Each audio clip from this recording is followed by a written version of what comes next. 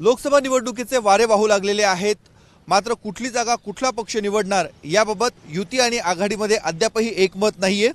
त्यातच विधानसभा मतदारसंघावर आता हक्क दाखवण्याला देखील सुरुवात झालेली आहे। आपण नाशिक मध्य मतदारसंघामधलं ते होर्डिंग बघतोय। राष्ट्रवादी काँग्रेस अजित पवार गटाचे शहराध्यक्ष रंजन ठाकरे यांच्या नावापुढे भावी आमदार असा उल्लेख करण्यात आलेला आहे आणि हे होर्डिंग शहरामध्ये आता लागायला सुरुवात झालेली आहे।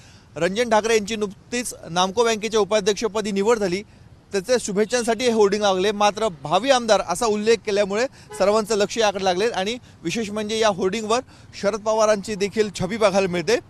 मध्य हा मतदारसंघ भाजपचा आहे। भाजपच्या देवयानी फरांदे सलग दुसऱ्यांदा या मतदारसंघामधून निवडून आलेले आहेत।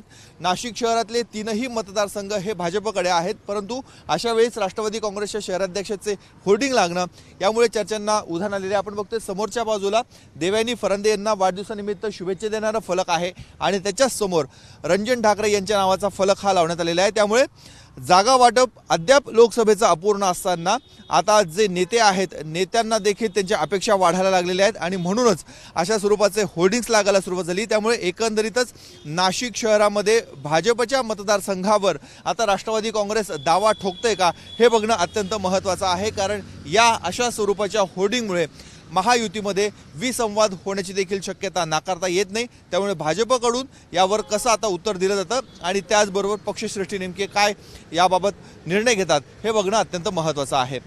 कॅमेरामन किरण कटारेसह मुकुल कुलकर्णी, एबीपी माझा, नाशिक। एबीपी माझा, उघडा डोळे बघा नीट।